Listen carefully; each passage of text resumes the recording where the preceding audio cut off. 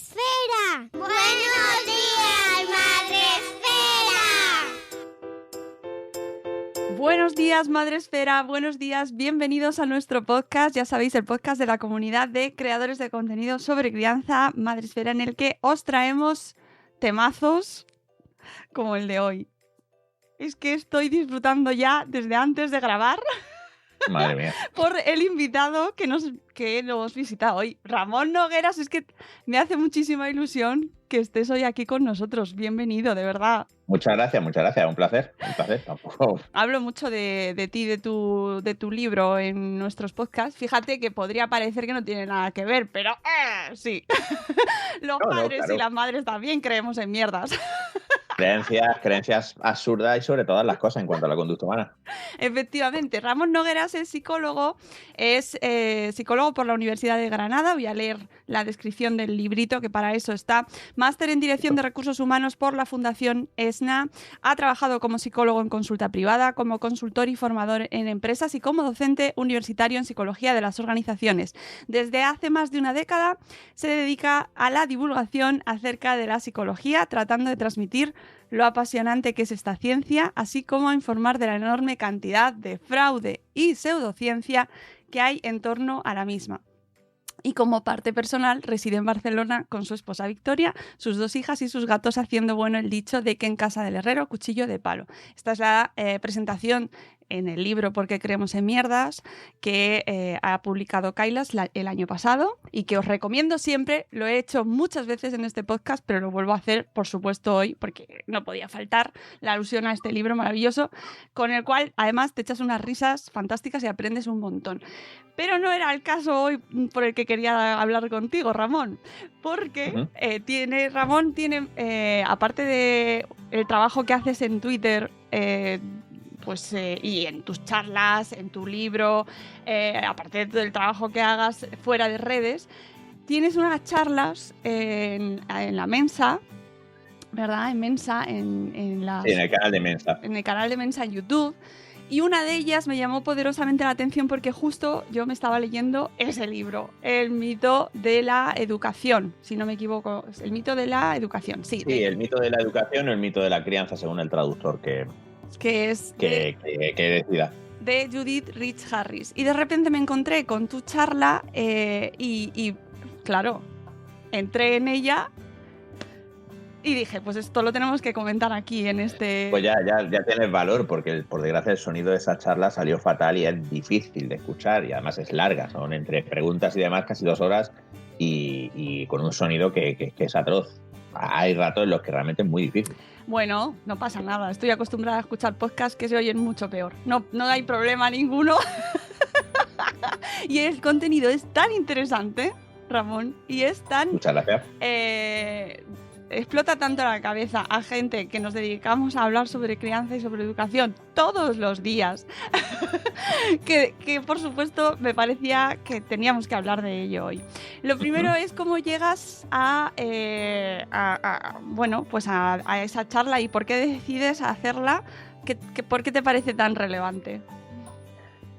Bueno, pues a mí en psicología la verdad es que me interesa casi todo. Entonces, pues bueno, acabas leyendo un montón de cosas de muchas áreas. Soy muy generalista y entonces, pues eso quiere decir que un día estás leyendo sobre psicología social, que es de lo que tratan muchas de las charlas que he dado, o estás leyendo sobre psicología clínica, o estás leyendo sobre análisis de conducta, o estás leyendo sobre experimental o neurociencia, o lo que sea. Y a la que rayo acaba de pegar. Y no me acuerdo cómo. O sea, pues un enlace, pues lees esto. Y dije, hostia, qué cosa tan interesante, ¿no?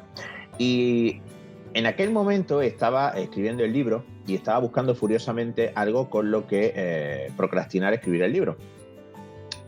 Estaba en la biblioteca pública de mi barrio, que es donde escribí la mayor parte del libro. Y entonces, pues dije, ay, pues voy a ver si está. Esto que estás en uno de los descansos y te voy a buscar algo con lo que perder el tiempo en vez de sentarme a escribir. Y entonces, pues lo encontré y lo tenían allí, lo tenían en la biblioteca de mi barrio. Entonces, pues lo pedí y pedí el otro libro que ha escrito esta autora, que es No hay dos iguales, que habla pues, precisamente sobre por qué las diferencias, como 2 hermanos que comparten una cantidad elevada de genes y se han criado en un ambiente presumiblemente similar, pueden acabar siendo tan distintos, ¿no? Y lo leí y me pareció, la verdad, muy interesante. Tampoco los compro todos. Por ejemplo, en el libro de Harris se hace una descripción del conductismo de Skinner que es completamente incorrecta. Y además ella simpatiza con algunas tesis de la psicología evolucionista. Y a mí la psicología evolucionista me parece una pseudociencia. Pero la parte en la que ella revisa la evidencia es muy sólida. Porque, claro, tenemos que entender que la parte central de este libro no es demostrar una tesis. Al principio, la primera mitad. La primera mitad es decir, bueno, siempre damos por sentado esta tesis. La tesis es, los padres tienen un efecto decisivo en el desarrollo de la personalidad de los niños. Vale, vamos a revisar la evidencia que hay de esto. La evidencia es ninguna. Ninguna. No la hay. Entonces luego ella, en la segunda parte, construye un modelo que dice, bueno, y si los padres no son, ¿tienes? Y entonces ella postula una teoría y aporta evidencia, que sí es interesante, de que en realidad este desarrollo se debe fundamentalmente, la parte que no viene de la genética de los padres, este desarrollo de la personalidad, se debe a la interacción, a la socialización con otros niños. Y la verdad es que arma un edificio muy sólido y que posiblemente pues habrá cosas que se le podrán matizar y que se le matizarán, pero que en general, pues como mínimo merece darle una pensada. El caso es que lo leí y me gustó mucho y dije, hostia, esto me parece una idea interesantísima y además también, de cara a la divulgación, pues también es interesante presentar estas cosas, ¿no? Una de las grandes cosas que yo he disfrutado mucho haciendo divulgación precisamente es coger ideas preconcebidas que la gente tiene sobre cómo funcionamos, sobre cómo es el comportamiento humano y demostrar que es mentira. Porque, a ver, la psicología, tuve un profesor de psicología social en primero, Miguel Moya, que decía una cosa que me hacía mucha gracia. Decía, la psicología social, la mitad de los descubrimientos son de cajón. Pero claro, las cosas que son de cajón hay que investigarlas, hay que demostrarlas y claro, el que las demuestra es el que se ve el mérito. Porque es que la otra mitad de cosas que parecen de cajón no lo son. Y cuando las investigas te llevas también un susto. Entonces yo creo que la gracia precisamente es explicarle a la gente hasta qué punto cómo pensamos que nos comportamos a veces pues no coincide con la realidad, porque y ya acabo la turra esta que te estoy dando.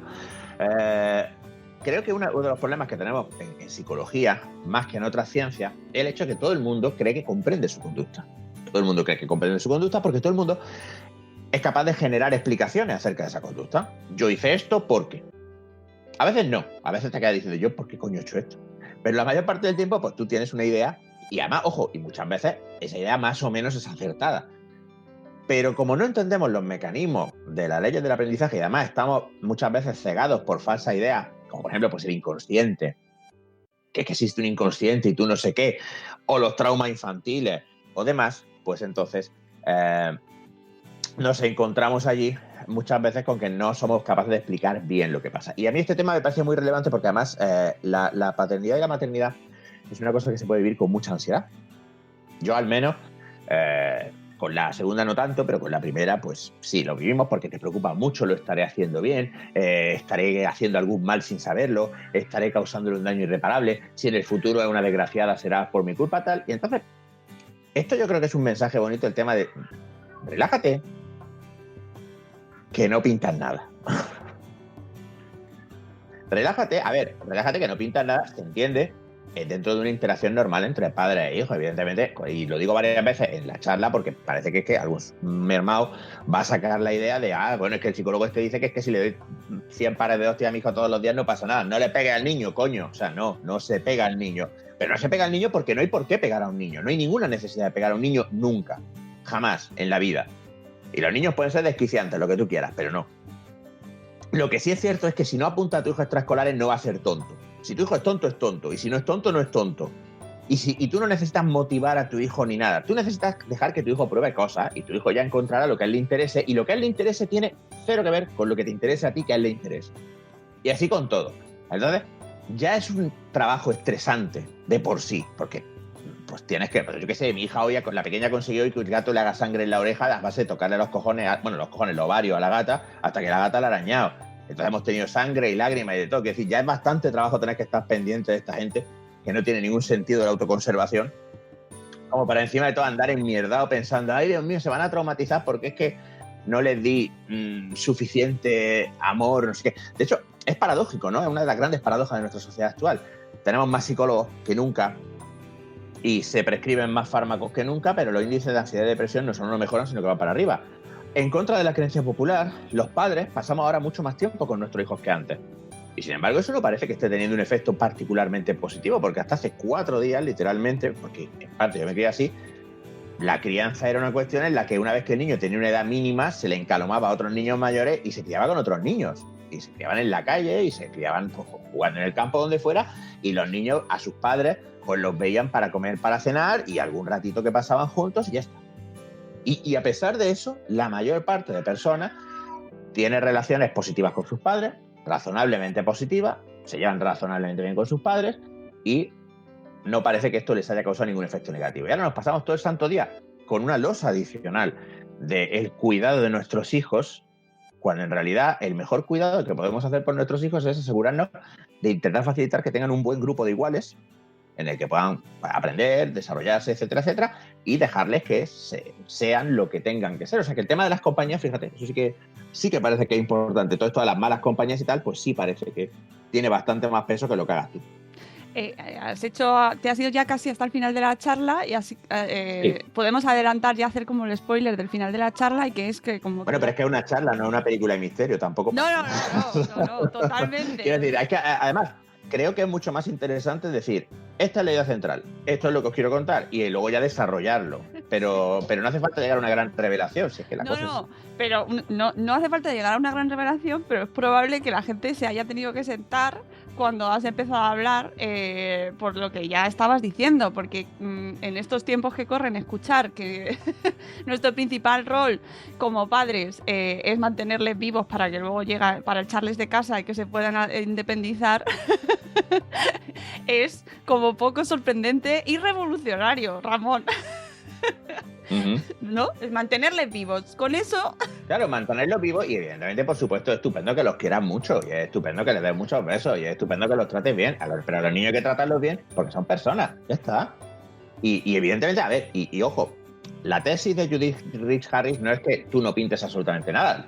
Lo menciono en la charla. Los padres, hay cosas que podemos hacer y hay aprendizajes que podemos transmitir a nuestros hijos que les pueden ser útiles.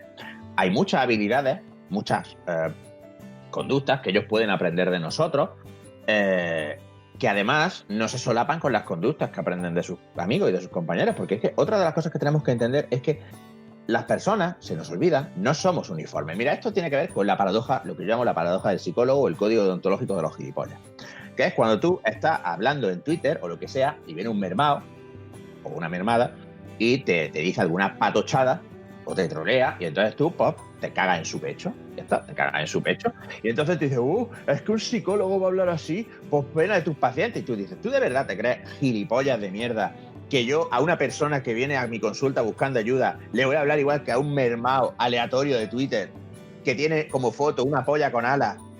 ¿Tú te crees que de verdad yo hablo así en todas las situaciones? ¿Tú eres así de tonto? Este sesgo, precisamente, también nos afecta a los padres, porque tendemos a pensar que los críos son con todo como son en casa. Y no es cierto. De hecho, en realidad, a poco que lo piensas, la idea de que los padres tengan una enorme influencia no tiene sentido.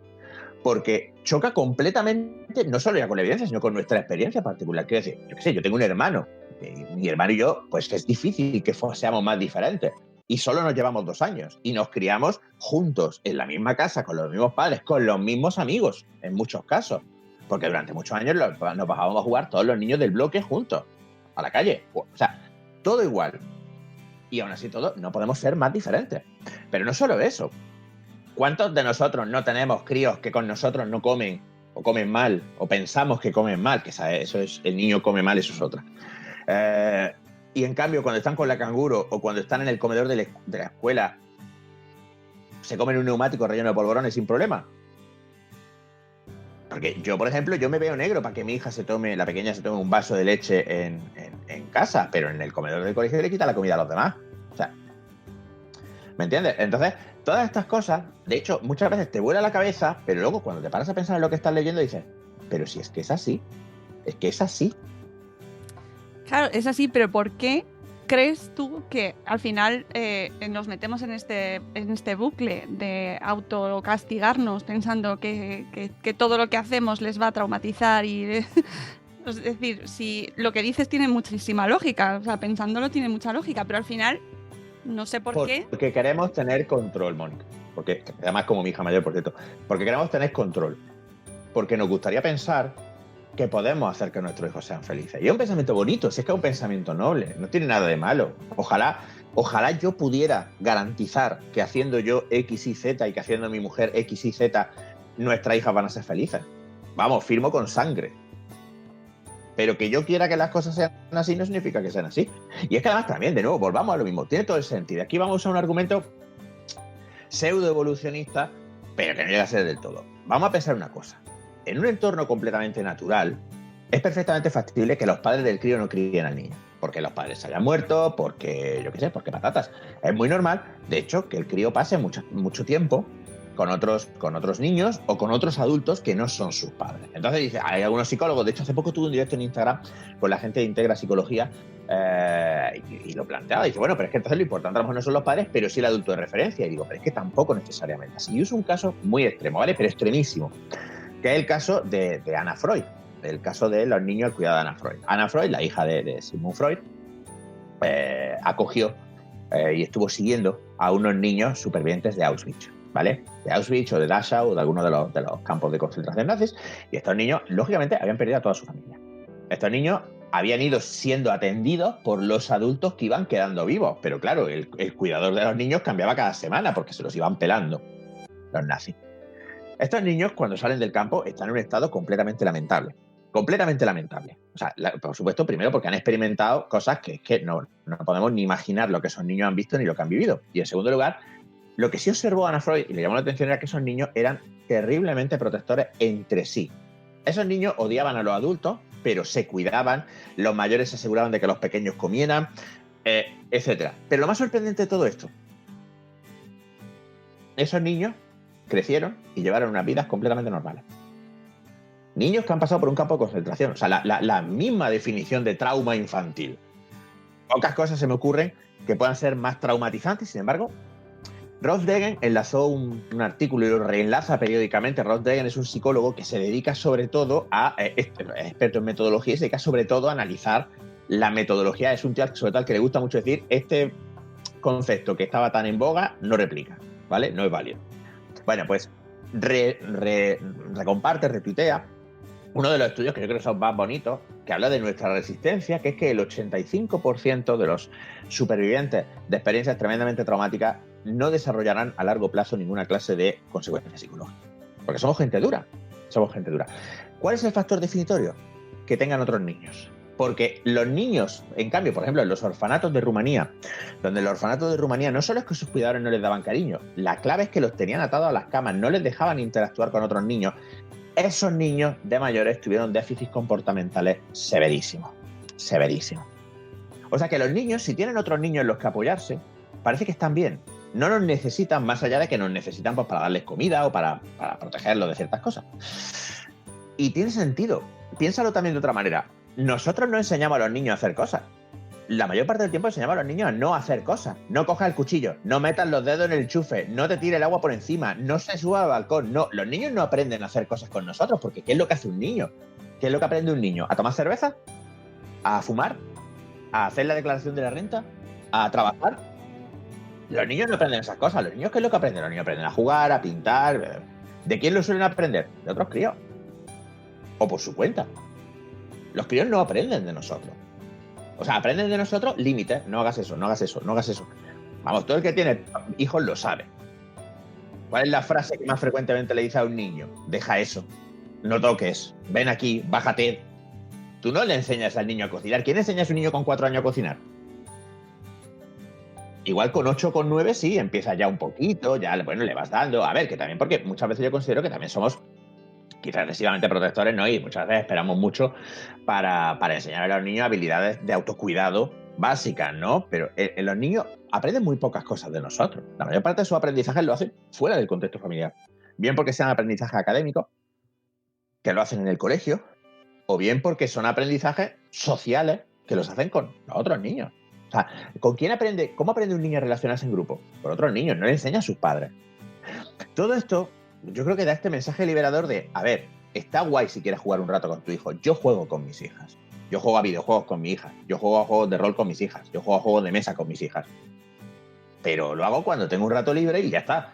Y si un día no lo hago, pues no lo hago y no pasa nada. Sobre todo la idea es esa, no pasa nada, no se va a romper el apego, el niño no se va a traumatizar, no se va a volver autista, como decía el desgraciado de Bruno Bettelheim, que el autismo lo causaban las madres nevera, el grandísimo desgraciado.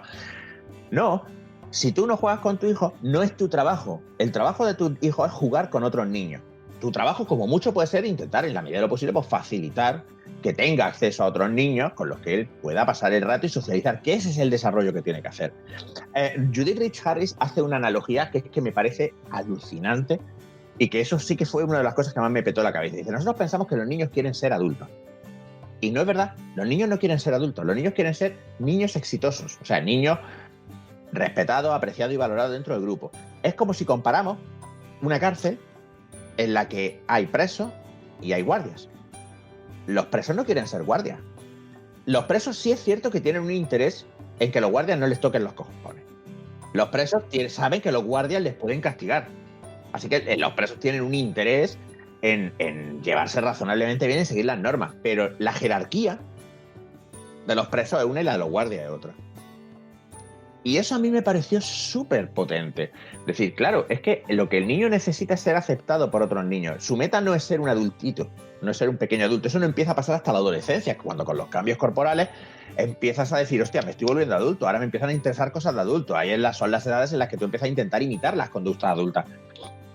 Cuando tú eres un niño, tú lo que quieres ser un niño y quieres ser un niño exitoso. Y a los adultos hay que evitarlos porque los adultos, ellos no se ven como de la misma especie que nosotros. Los niños ven a los adultos y los ven como estáticos, lentos, aburridos. No somos interesantes. No somos interesantes. Somos gente que sí, que nos quieren, por supuesto, nos pueden querer, pero vamos. No somos lo que ellos quieren ser. Ellos no nos ven y dicen, yo quiero ser como papá de mayor. Si mi hija lo dicen, papá, trabaja mucho, es un aburrimiento. Y digo, pues sí, es verdad, hija. Es que es verdad, ¿quién va a querer ser adulto? ¿Para qué? No puedo jugar contigo, cariño. Tengo que poner lavadoras. ¿Qué clase de objetivo vital es ese? O sea, es que... Claro, lo que pasa es que nos enfrentamos históricamente a ideas que nos han recordado la importancia de los padres. Yo me acuerdo cuando me quedé embarazada que justo leí ciertas teorías sobre cómo en el embarazo influía mi relación con mi madre, ¿no? Que te quedas como, Dios mío. Pero todo eso es basura. Todo eso es pseudociencia. Esto a mí me suena a constelaciones familiares. Todo eso es diarrea. Claro, diarrea. Claro, pero te llega en un momento en el que a esto le llega ese mensaje a muchísima gente y estás en un momento súper susceptible, ¿no? Porque además nadie te ha dicho nunca nada sobre eso, nunca, y de repente te dicen, oye, ahora que estás embarazada, recuerda la relación que tenías con tus padres o con tu madre, porque normalmente la culpa es de la madre. Un embarazo además no fuera suficiente. Bueno, pero es que esto de que la culpa es de la madre y toda esta historia, estos son un invento reciente. En realidad, una de las cosas que yo señalo es que antes de 1890 no hay prácticamente ningún tipo de referencia a la influencia de los padres en los niños. No sé. ¿Por qué? Pero pues, claro, porque tú piensas eso. Históricamente en nuestra especie, los padres se esperaba que mantuvieran vivo a su hijo y ya está. Y sí es cierto que a partir de una cierta edad los padres podían transmitirle habilidades profesionales útiles, pues como coser, cocinar o realizar un oficio. Los niños muchas veces entraban de aprendices a muy temprana edad porque esa era la realidad de la economía. Pero el resto del tiempo la idea era que tú te dabas una patada en el culo, vete a dar por culo con tus amigos y vuelve cuando se ponga el sol, ¿sabes? Y ya está. Quiero decir, es que entiéndeme, pero es que no te estoy hablando de la Edad Media, te estoy hablando de, por ejemplo, los años 80. De los años 80, cuando yo era pequeño, mis padres, su casa, la compraron en lo que entonces era la periferia, el límite de Granada. Es que literalmente, más allá de mi casa había campo, no había otra cosa. Delante de mi casa había, y hay todavía, un complejo deportivo, el Estadio de la Juventud, que en aquella época estaba medio abandonado. Detrás había un polígono industrial de la antigua CAMSA, que había pues 600 jeringas por metro cuadrado, porque estábamos en los años de la heroína, revistas porno que parecían papel de las magdalenas, y de vez en cuando, pues si tenías suerte, te encontrabas con un vagabundo, con un yonki, te daba un susto y jugábamos ahí. Y yo no estoy diciendo con esto que fuera lo mejor, ni lo peor, ni nada, y 600 millones de cristales rotos, de gente que se iba allí con la litrona. Pero lo que te quiero decir es que la idea era que tú comías y se esperaba de ti que te largaras, a partir de una cierta edad, evidentemente, y te encalomaban a tu hermano pequeño y te bajabas. Y estabas allí hasta la hora de la cena, que generalmente, pues mi padre salía al balcón, silbaba, salía al balcón de atrás, silbaba, porque no sabía dónde estaba. Tú piensas eso, yo podía estar en la costa para cuando él decía de salir. Claro, si yo me iba de casa a las 4 de la tarde y hasta las 8 a las 9 no me daban un toque, en Granada en una hora se cruza andando. O sea, yo podía estar literalmente en la otra punta de la ciudad. Y se suponía que todo estaba por ahí cerca. Y esa es la crianza normal que ha habido durante miles de años. Durante miles de años los grupos de niños pues han ido por ahí a su bola, se han metido en líos, claro, a veces pues sí, tenían accidentes o lo que fuera, pero en general se esperaba de ellos que hasta una cierta edad no participaran como... De hecho, hay culturas que es que no le hablan a los niños hasta que los niños adquieren una edad verbal. ¿Por qué? Porque ¿para qué le vas a hablar si no habla? Y esos críos aprenden el lenguaje igual que los demás. No sé si me explico. Nosotros empezamos con la estimulación temprana, darle el coñazo y todo esto, cuando la realidad es que... Pero no, y yo no te hablo solo de la tribu de los Yanomamo en el Amazonas. En Finlandia, que es esto con el que todo el mundo se hace unas pajas enormes con el sistema educativo, en Finlandia no se intenta enseñar a leer y escribir a los niños hasta los 6 años. Porque ¿para qué? ¿Para qué? Y cuando cogen la lectoescritura, a los 14, los 15, los 16, no tienen absolutamente ningún déficit respecto de nuestros niños, que en general, o sea, la mía pequeña tiene 4 años y ya están empezando a hacer letras de palo. La mía con 6 años, 7, ya escribía razonablemente y ya estaba con la cursiva. Que, como digo, que es que nos preocupamos mucho, pero en realidad luego lo más interesante, y es que es donde nos metemos en el corazón de lo que yo quiero contar, es que no hay ningún estudio que haya conseguido relacionar nunca ningún estilo de crianza de los padres, ninguno, con ningún desarrollo de personalidad de los críos. Ninguno, nunca lo ha habido. Pero es que no solo eso. Hay estudios, por ejemplo, muy interesantes. Hay un estudio que me parece súper representativo, a ver si ahora recuerdo la referencia, de unos psicólogos que probaron a hacer unas test de personalidad a personas que querían a ver si realmente había una relación entre ciertas variables de personalidad y el haber sufrido experiencias no necesariamente de maltrato severo, pero sí que se pudieran describir como traumáticas o algo así en la infancia, ¿no? Y entonces lo que ocurría, esto es muy gracioso, es que le pasaban el test antes de hacer unas preguntas sobre esos eventos traumáticos, o bien en otro grupo hacían primero las preguntas sobre los eventos traumáticos y entonces pasaban el test. ¿Y qué ocurría? Si primero preguntaba a la persona de forma que recordase esos eventos supuestamente traumáticos, ¿no? Pues conflictos con sus padres, o separación, o cosas así, o abandono, y luego hacían el test, en el test aparecían los patrones que se predecía que debían aparecer, en plan de, pues sí, efectivamente estas experiencias marcan la personalidad. Pero cuando primero pasabas el test y luego hacías las preguntas, entonces ese patrón no aparecía. ¿Por qué? Porque si la gente no pensaba en aquello no tenía efecto. O sea, al preguntar primero y hacer el test después, estabas induciendo a dar las respuestas adecuadas para la tesis que tú quieres. Y es que ese es el problema, que la tesis de que los padres somos los causantes de la felicidad y la infelicidad de nuestros hijos es una tesis que se formula primero y luego se retuerce la evidencia para que encaje con esa tesis. Pero cuando analizas la evidencia en bruto, no hay ninguna correlación. Ninguna. No hay ninguna correlación entre que en el bienestar de los hijos, entre que los familias monoparentales o familias casadas, familias homosexuales o heterosexuales, niños fecundados in vitro con niños con parto normal, biológico, como lo quieras llamar. Pero es que se vuelve más loco todavía. Toda esta idea de que los niños, cuando los padres se divorcian, lo pasan muy mal, solo es cierto en la medida en que el divorcio suponga un empeoramiento de las condiciones económicas que posiblemente lleve a que los niños pues tengan que cambiar de barrio, tengan que cambiar de amigos, y entonces ahí sí puede aparecer algo. Pero es por el cambio de condiciones, es por el cambio de amigos, es por la pérdida de amigos. Los niños que mantienen su grupo de iguales, los niños que mantienen más o menos su situación social con otros niños, no suelen experimentar ningún efecto adverso del divorcio de los padres. Claro, es que piénsalo. Milenios y milenios de especie humana en la que no podía garantizar que la gente llegase viva a una cierta edad, con lo cual era muy normal perder uno o ambos de tus padres, no era infrecuente. Y la gente salía adelante igualmente. Insisto, pintamos mucho menos de lo que nos gustaría pintar. Y la socialización entre los niños es tremendamente importante. Sí, eso es una de las cosas que quedan más claras en tu charla y que además os dejaré el link luego en la descripción del episodio para que la veáis completa, casi 2 horas, pero que no tiene ni un minuto que sobre, y es fantástica. Y también me llama mucho la atención cuando hablas de los estilos de crianza, por ejemplo, ¿no? Porque es una cosa que nos preocupa mucho, ¿no? Como elegir el estilo de crianza para que nuestros hijos se eduquen de la mejor manera, ¿no? Y nos los resumes de una manera específica, muy concreta. Y que yo creo que a la gente le va a sorprender. Sí, es que bueno, la cosa es esa, que claro, cuando empiezas a mirarlo, hay un estudio, por ejemplo, que cito que con 4.000 niños daneses adoptados, ¿no? Y lo que hizo es que se cruzó la información de 2 variables. La primera, sabemos que la variabilidad, y eso sí está demostrado, que la variabilidad en los rasgos de personalidad es un 50% genético. Esta es una contribución que hacemos los padres. O sea, el 50% de la personalidad de nuestros hijos se debe a los genes que les transmitimos. Vale. Ahora, tenemos eso. Entonces decimos, vale, vamos a coger hijos de padres con antecedentes delictivos, porque podemos presuponer que puede haber una predisposición a ciertas conductas antisociales, y vamos a coger hijos de padres sin antecedentes delictivos. Y vamos a seguir su desarrollo y vamos a ver a dónde van cuando son adoptados. Entonces, claro, algunos niños van a familias que viven en barrios conflictivos y otras familias que viven en barrios no conflictivos.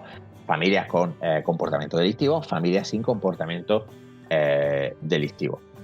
Pues, ¿qué es lo que pasó? Que el grupo que más a priori lo tenía chungo, ¿de acuerdo? Que fue el grupo hijos de personas con antecedentes delictivos que acaban adoptados por personas con conductas delictivas, solo el 25% acabó cometiendo actos delictivos. ¿Por qué?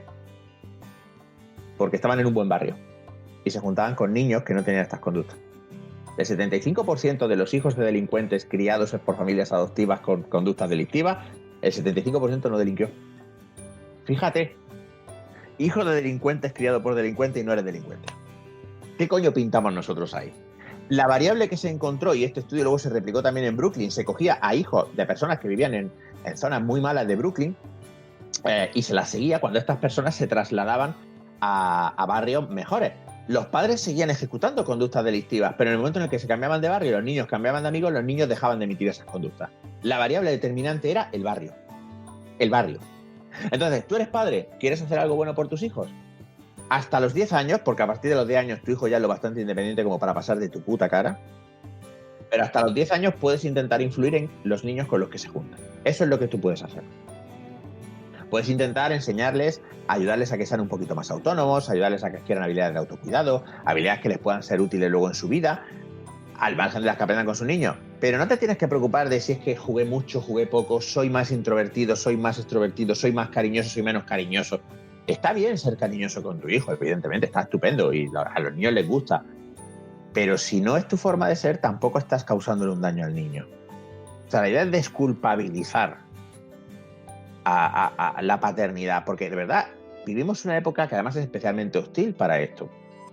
Porque tenemos que compaginar que ahora ambos trabajan, todo el mundo tiene que trabajar, tiene que tener una carrera súper estupenda, además tenemos que ser padres súper estupendos, súper implicados, y la realidad es que nos estamos agotando, nos estamos reventando de agotamiento. Y precisamente esta charla pretendía ser una reflexión para ayudar a la gente a echar el freno y decir, a ver, dedícale a tu hijo el tiempo que buenamente pueda. Y ya. Dedícate tiempo a ti, que el niño no se va a traumatizar porque te dediques tiempo a ti. No pasa nada porque de vez en cuando dejes a los niños con una canguro y te vayas con tu pareja a dar una vuelta, a poneros como la greca, o que durmáis fuera porque os vayáis a un hotel para poder follar en paz. Mejor. Mejor para ti, mejor para vosotros y probablemente mejor para los niños también. No pasa nada por llevar a un niño a la guardería. La guardería son salud, pero no son salud porque el niño se vaya a desarrollar más rápido ni porque vaya a adquirir habilidades. No, es mejor porque a ti te deja más tranquilo. Ya está. Punto. Igual, ojo, tampoco hay ninguna ventaja especial en criar al niño en casa, que esta es otra, no, pero claro, se desarrolla un vínculo. No hay evidencia de eso. Ninguna. Entonces, claro, valora llevar a tu hijo o no llevarlo a la guardería exclusivamente en criterios de tu conveniencia, de tu organización, de tus recursos, etcétera, etcétera. Pero si tú tienes dinero para dejar a tu hijo en una guardería, te puedes permitir dejar a tu hijo en una guardería, déjalo, no pasa nada, estará con otros niños, estará bien. Y te va a querer igual y no se va a traumatizar, ni tampoco va a ser más listo ni mejor porque lo críes tú en tu casa. Así que yo, a nuestra primera hija la dejamos al cumplir el año en la guardería y con todo el remordimiento, todo el mal de corazón de hay que ver, Dios mío, pero que llegó un momento en el que no podíamos trabajar y...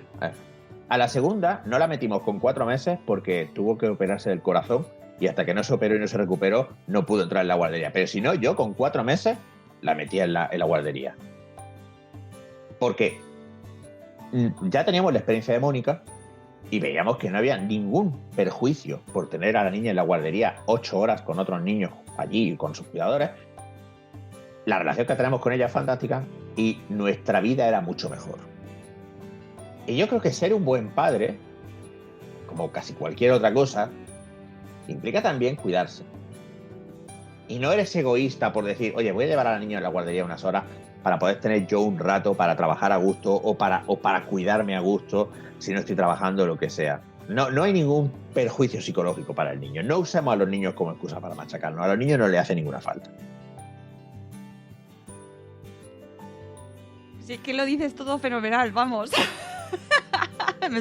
Estoy imaginándome los comentarios a este podcast. Amigos, sobre todo una cosa muy importante, Ramón habla así siempre porque en este podcast no estamos acostumbrados a utilizar un vocabulario menos, bueno, pues menos explícito, pero a mí precisamente me parece que es uno de tus sellos de identidad y así siempre lo dices en Twitter y también su libro también está lleno de expresiones así y es una marca de la casa, o sea que no os asustéis.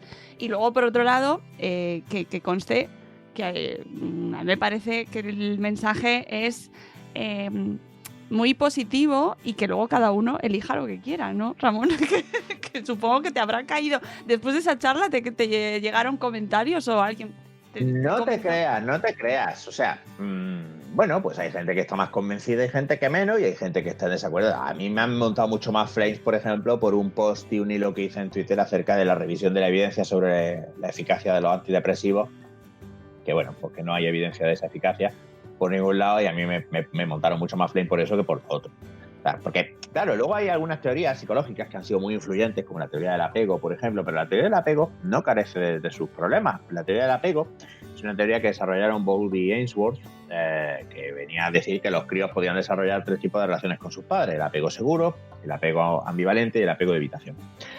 Y esto lo medían con un experimento que era la situación del extraño, que era un experimento en el que la madre, porque siempre es la madre, ya de eso de entrada indica una cierta artificialidad en el diseño, pero bueno, está en una habitación con juguetes y entonces pues la mamá está ahí y el crío pues hace normalmente los críos, sobre todo los que tienen un apego seguro, pues lo que hacen es que usan a la madre como base de exploración. O sea, el crío se aleja un poco, juguetea, trastea, pero de vez en cuando mira a ver si mamá está o no. Entonces la idea era, la madre en un momento dado sale de la habitación y entra un extraño, y luego el extraño sale y vuelve a entrar la madre. Y la idea es valorar las reacciones del niño con cada uno de esos cambios. Claro, el primer problema es que es una situación completamente artificial, no tiene nada que ver con el día a día de una madre con su hijo, un padre con su hijo. En segundo lugar, esa teoría luego se supone que se generalizaba a que ese apego sería una especie como de modelo para todas las relaciones futuras. Esto es, si tú has tenido un apego inseguro, un apego de evitación, pues serás una persona evitadora en tu relación y tal. El problema es que eso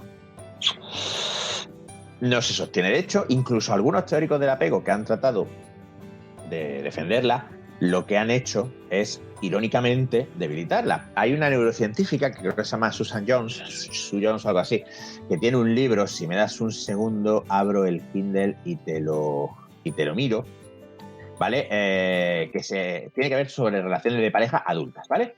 Entonces, en este libro ella lo que hace es que propone la teoría del apego de Bowlby y Ainsworth, el apego infantil, como una teoría ya para el apego a lo largo de la vida, ¿vale? The Love Secret de Sue Johnson se llama. Eso es. ¿Cuál es el problema? que ella pues empieza planteando la hipótesis de decir, bueno, a ver, el apego, tal, tres tipos de apego, si tú has tenido este apego, entonces tú luego todas tus relaciones sentimentales serán así, pero no te preocupes porque se puede modificar. Porque puedes aprender a tener otros tipos de apego. Y entonces la pregunta que me surge a mí es, entonces, si esto se puede modificar, ¿qué polla importa el apego que tuvieras con tus padres? O sea, si me estás diciendo que el apego es importantísimo, pero no te preocupes porque el apego puede cambiar, ¿a mí qué cojones me importa el apego entonces? Que, claro, otra cosa es que tú digas, bueno, claro, tu historia de aprendizaje previa teniendo relaciones, algunas de las cuales serán las relaciones con tus padres, evidentemente influirán en cómo afrontas tus relaciones presentes y futuras. Bueno, sí, claro, vale, un Nobel para esta señora, pero entiéndeme, eso de cajón. Ahora, el tema es, esta idea de que si tus padres te tratan de una manera determinada ya estás jodido de por vida, no se sostiene. Porque hay muchísimos casos, pues esos niños que han soportado abusos terroríficos en su infancia, pero que luego han crecido sin el menor problema porque han tenido un grupo de iguales, un grupo de apoyo, han encontrado otros iguales en los que apoyarse y tal. Y lo único que pasa es que pues, se han llevado mal con sus padres.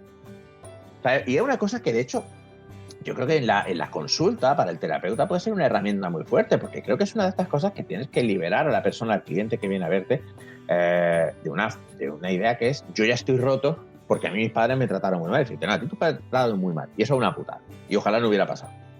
Porque es una putada, porque se pasa mal. Pero tú no estás condicionado por esto. Tú no estás determinado por esto. No se te ha roto el cerebro. Fue una experiencia de mierda. Y ya está. ¿Vale? Y creo que eso sí que es una idea potente. No, por un lado, no solo la idea, por un lado, tío, relájate, trata a tu hijo bien, haz lo mejor que pueda y saldrán como tengan que salir, por un lado. Y por otro, el tema de decir, si tuviste una mala infancia, está bien, no pasa nada, no tienes por qué padecer infinitamente por eso, no tienes por qué sufrir para siempre por estas cosas. No sé si me explico. Sí. Sí, y además es que me hace pensar en el tema de los buenos padres, malos padres, y el ejemplo, ¿no? Cómo probamos que de unos buenos padres salga un buen hijo, ¿no? Es decir, o por qué de unos padres maravillosos puede haber hijos malísimos, ¿no? ¿Cómo se produce eso? Darle vueltas a eso, porque asumimos como mensajes clarísimos el tema de, por supuesto, cuanto mejor trates a tus hijos, más felices van a ser y mejores personas van a ser, pero no siempre pasa así. Es que no solo no ocurre. Claro, hay ejemplos que se citan. Por ejemplo, hay estudios que pretenden encontrar una relación entre ciertos patrones de apego y algunos trastornos de personalidad, como el trastorno límite de la personalidad, que es un patrón de emocionalidad muy inestable, conductas muchas veces autodestructivas, una propensión altísima a la ansiedad, etcétera, etcétera, ¿no? Entonces, hay estudios que dicen, joder, es que el 90% de las personas con un trastorno límite de personalidad tienen una mala relación con sus padres, el 90% de las personas con el trastorno límite. Lo que pasa es que Judy Rich Harris aquí señala una cosa que es muy jodida, pero que es necesario tener en cuenta. Voy a aclarar, antes de nada, que nada de lo que viene a continuación implica que nunca un niño tenga la culpa de que sus padres le traten mal, ¿vale? Pero una cosa que tenemos que tener en cuenta es que la conducta de los padres está tan moldeada por la de los niños como la de los niños por los padres. ¿Esto qué quiere decir? Cuando hablamos de un estilo de crianza, en realidad estamos hablando de una entelequia, de una cosa que no existe. Porque el estilo de padre, de cada padre, con cada hijo, depende de cada hijo. Quiere decir, si tú tienes una niña o un niño, da igual, que es muy obediente, tú no te vas a comportar con ese niño de la misma forma que uno que sea menos obediente. Al que sea menos obediente le regañarán más que al que es más obediente. Al que sea más travieso le castigarán más. Pero ¿cuál es tu estilo? ¿El punitivo o el menos punitivo? ¿Tu estilo es castigar mucho o poco? No tienes un estilo. Tú tienes un estilo con cada niño. Harris, además, muestra algunos datos muy jodidos que dicen, por ejemplo, que los niños más feos tienen más posibilidades de sufrir maltrato. Pero es que, ojo, cuando estos niños son apartados de sus padres y son puestos en hogares adoptivos, siguen teniendo más posibilidades de sufrir maltrato. Porque el atractivo de los niños correlaciona directamente con el trato que reciben. Los niños más guapos son tratados mejor. Es una putada. Claro, esto no quiere decir que esté justificado darle adopte al niño porque sea más feo que un pie. A ver, evidentemente, pues si el niño es muy feo, pues bastante tiene con lo que tiene. Pero la realidad es que el comportamiento de los niños influye en el de los padres. Los padres reaccionamos al comportamiento de nuestro hijo igual que nuestro hijo reacciona al nuestro. Entonces, claro, No sabemos cuál es o si existe una causa biológica de los trastornos de personalidad. No sabemos, por ejemplo, en el caso del trastorno antisocial, lo que habitualmente se confunde o se mezcla se solapa con la psicopatía. Muchísimos niños psicópatas torturan animales, hieren a otros niños, roban, cometen todo tipo de barbaridades y sus padres son gente perfectamente normal. No existe una relación entre, es que eres un psicópata porque tus padres, por mucho que diga Hollywood, no existe. Entonces, claro, cabe la posibilidad de que si los niños con un trastorno límite eran niños difíciles, sus padres reaccionaran con más frustración, con más ira y por tanto esos niños fueran más frecuentemente castigados, tuvieran más probabilidad de recibir castigos físicos, verbales, etcétera, etcétera, etcétera. Esto no les es echarle la culpa a los niños, nunca. Lo que intento explicar es que esto es una interacción. Si el niño ya tiene unas disposiciones, aumenta las probabilidades de que los padres reaccionen de una determinada manera, lo cual, claro está, causaría que el niño desarrollara un apego determinado con esos padres. Con lo cual, claro, eso no quiere decir que el apego sea la causa. ¿Y si el apego no es la causa, sino la consecuencia?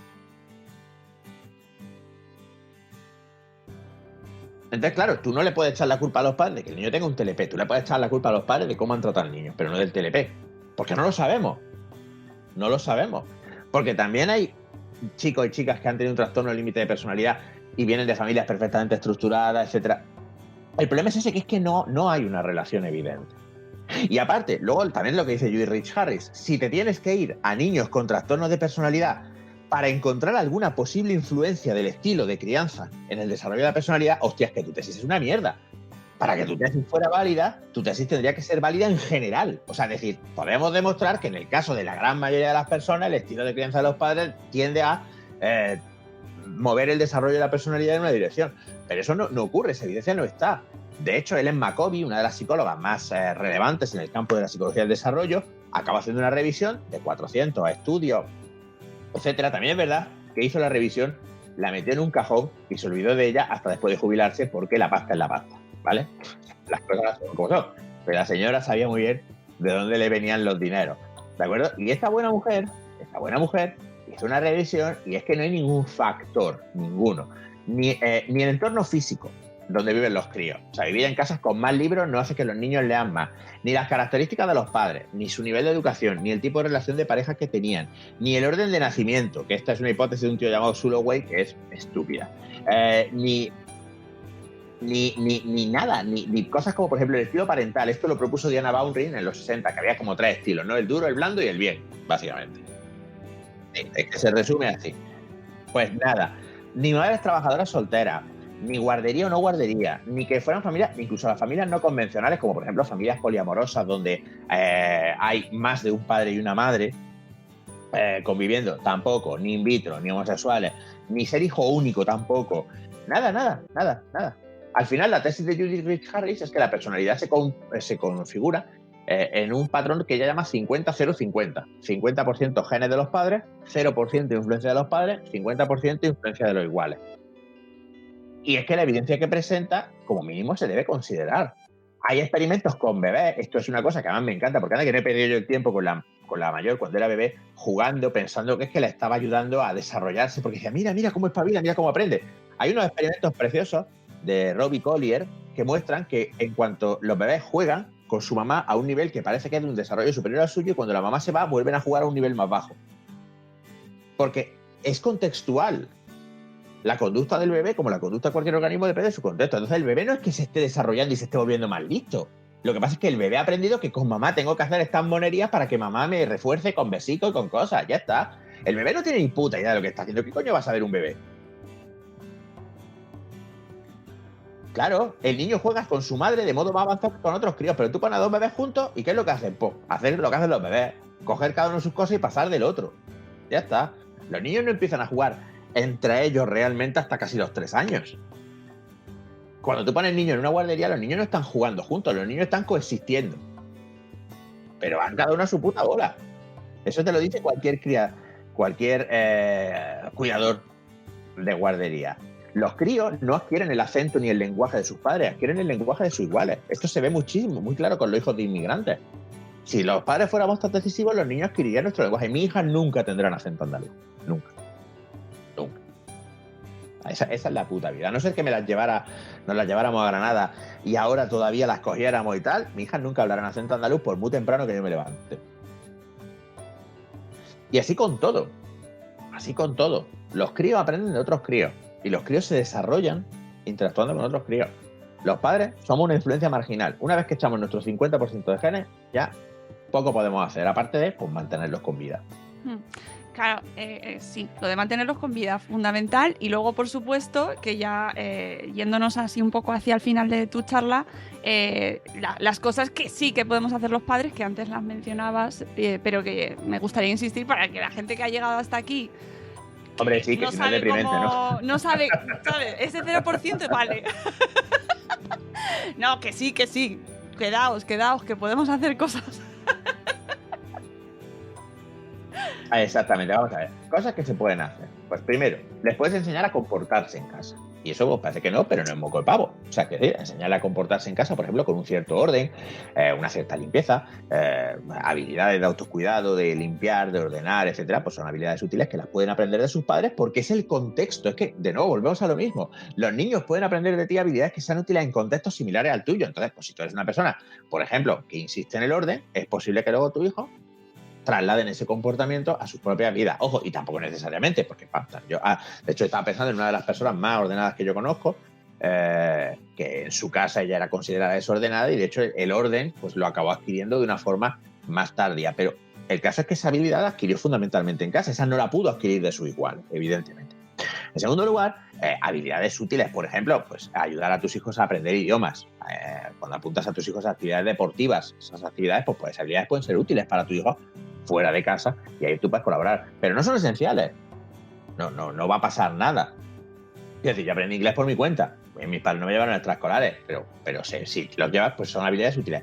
En tercer lugar, sí es cierto, y eso sí tiene un cierto mérito de la teoría del apego, de que es bueno tener una base de apego seguro. Para las personas es reconfortante saber que tú tienes siempre la casa de tus padres o tienes siempre la posibilidad de volver a tus padres. Pero eso es simplemente bueno en la medida en la que a los seres humanos nos va bien tener esa sensación de seguridad. Y luego hasta los 10 años, como decíamos antes, pues puedes intentar que tu hijo pues tenga unas compañías que sean positivas para su desarrollo. Pero a partir de los 10 años ya eso no va a pasar. No, porque tú piensas eso. Hasta los niños se gustan y se buscan. Es que además los niños se gustan y se buscan. A los niños no les interesan los adultos. Los niños quieren otros niños. Con 1 año ya los niños se empiezan a sonreír y a buscarlo uno a los otros. Simplemente para estar juntos, pero a los 3 años ya la separación materna no es problema, que se hace mucho la adaptación a la guardería, la adaptación a P3, no sé qué. Mira, hay una imagen que la tengo clavadísima de cuando tuvimos que dejar en un casal de verano a la mayor. Todavía no había nacido la pequeña, la mayor debía tener 3 añitos o 2 años, 2 años, muy pequeña. Y la llevamos a un casal que era diferente del habitual y había un cuidador allí, un chico, que no sé por qué, pues Mónica aparentemente le cogía mucha manía. A mí no me gusta el Jordi, no me gusta el Jordi, no me gusta el Jordi. Y cuando le dejaba, montaba una llorera que flipa. Bueno, pues un día la dejo, se va pegando unos lloros que partía el alma, doy la vuelta y salgo del edificio y paso por delante del patio. Y a través de la verja del patio se podía ver el ventanal de la clase. Y mi hija, que 20 segundos antes estaba llorando a moco partido, estaba detrás del Jordi haciéndole así fiesta y pidiéndole jugar. Y digo yo, anda, mira la cabrona, con lo que la has piado. Y estaba tan contenta. Luego le preguntaba, no, a mí no me gusta el Jordi.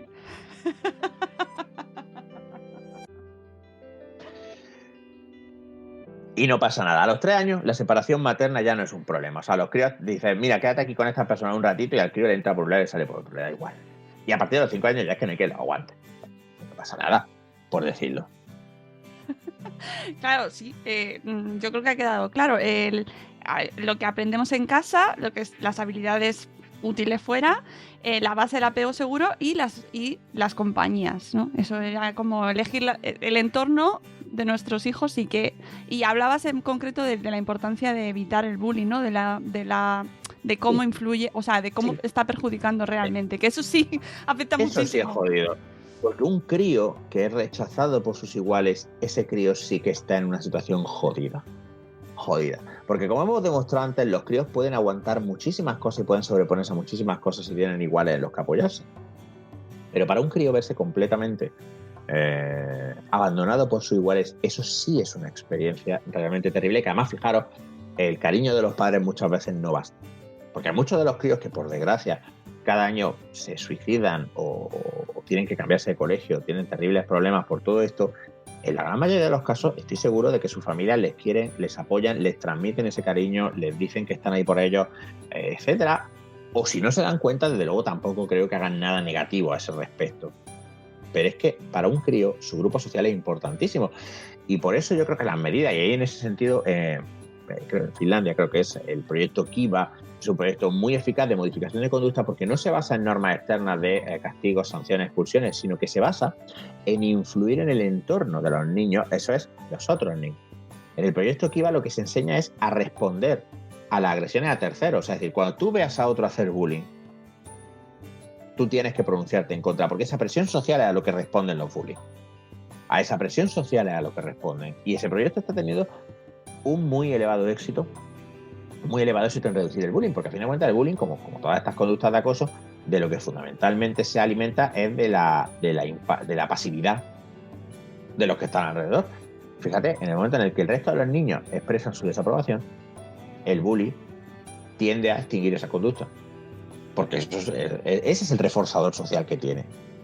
Entonces, claro, el bullying sí es una cosa preocupante, mucho más que el si le diste la teta hasta los 2 años o no se la diste, o si le abrazas todas las noches 20 veces o 19, o si le lees en voz alta. Leer en voz alta es muy guay, pero es muy guay porque es muy guay, ya está, porque es divertido, porque está bien, ¿entiendes? Y no hace falta más justificación que esa, además. Esto lo hago porque me gusta y a mis hijos les gusta, ya está, no hay más, no hay problema. Luego sí es cierto, y en alguna otra charla lo he mencionado, porque claro, por ejemplo hay gente que dice, ya Ramón, pero tú en las charlas sobre parejas que diste, mencionabas, por ejemplo, que había unas correlaciones entre que el padre estuviera presente y que los niños tuvieran problemas de conducta delictiva y tal y cual. Sí, ya, pero vamos a pararnos también en una cosa importante y aprovecho así para hacer esta aclaración. Esos estudios de Gottman, yo los cité en el año 2018, la charla sobre crianza es posterior, y una de las cosas que tenemos que entender es que las posturas cambian conforme la evidencia cambia. Entonces yo ahora mismo, si yo tuviera que volver a hacer la charla esta de las parejas, no añadiría ese aporte. Está ahí, bueno, pues ahí está el vídeo, lo dejo y ya está. Pero tenemos que tener en cuenta que es perfectamente válido que un divulgador o una persona, un científico, en un año diga X, porque esa es la evidencia que tiene, y 5 años después diga, pues X no, porque resulta que hay evidencia nueva o ha aparecido o ha encontrado evidencia nueva que dice. Yo tendría que mirarme además mucho más a fondo ahora con lo que sé los estudios de Gottman sobre el papel del padre para ver si realmente tienen los problemas metodológicos que Rich Harris señala en su obra.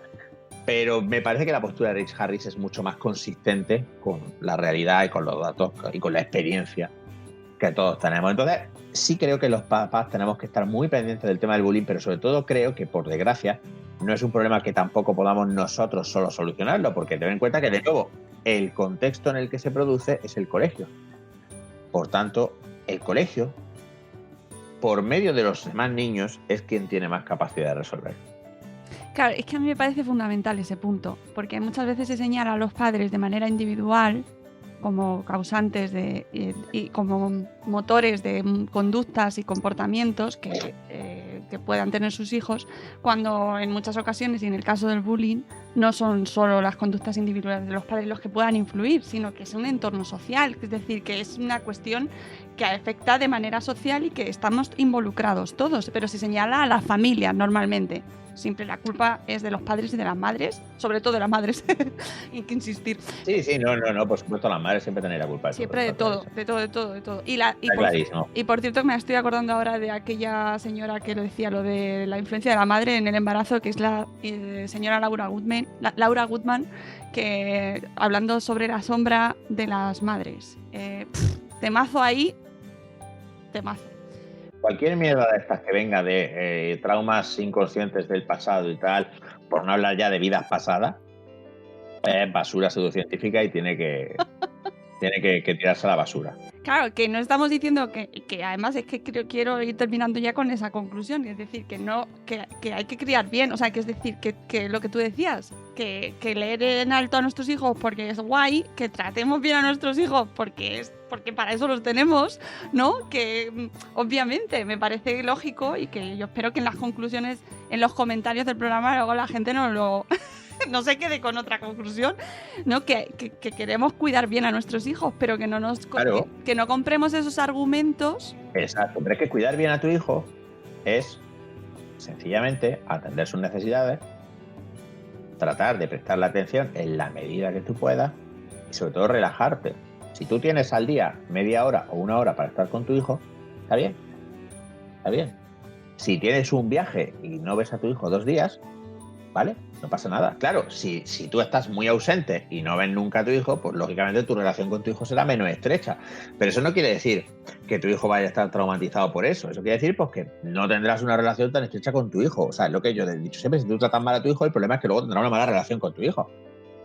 ¿Para qué ibas a querer tener una mala relación con tu hijo? Pero si es por el tema de no, es que se va a traumatizar, no hay evidencia de eso. Fantástico. Ramón, yo creo que hemos hecho un repaso así bastante intenso de la charla. Sí. Creo que la gente tiene que irse directamente a el canal de YouTube de Mensa para verla. Y oye, si sigues investigando sobre este tema, aquí encantados de seguir avanzando, porque de verdad que parece mentira, porque es verdad que son muchas cosas como de cajón, pero que siguen ahí, que es que están muy presentes, es que seguimos escuchando argumentos y machaques que habría que ir desterrando. Sí. Porque sobre todo eso es tener la culpa absolutamente de todo y no. Si tú tratas, si tú atiendes a tu hijo y tú lo tratas lo mejor que puedes y cuando toca, pues le imponer reglas, poner medidas de control, etcétera, estás haciendo lo que tienes que hacer. Pero eso no va a hacer que tu hijo sea más extrovertido o menos extrovertido o nada. Tu hijo será lo que tenga que ser en función de su genética y de sus interacciones con el entorno, y el entorno no eres tú, el entorno son sus amigos, el entorno importante son sus amigos, son sus compañeros. Entonces, quítate esa losa de encima y disfruta del tiempo que pasas con tus hijos y disfrútalos como son. No intentes que sean de ninguna otra manera. Amén. Me ha gustado. Amigos, nos vamos. Muchísimas gracias, Ramón. De verdad. Un placer. Un placer charlar contigo. Por favor, leed su libro ¿Por qué creemos en mierdas? Cómo nos engañamos a nosotros mismos. Publicado en la editorial Kailas. Súper recomendable este libro. Y todas las charlas de Ramón, que bueno, esperamos más proyectos, más cosas, porque es súper interesante y nos obliga a poner un poco en cuestión aquellos mensajes que nos llegan tan alegremente, ¿vale? Que sirva para eso este podcast. Muchas gracias, Ramón, y gracias a todos los que nos habéis acompañado hasta aquí. Nos volveremos a escuchar en otro nuevo episodio de nuestro podcast. Hasta luego, Mariano. Adiós.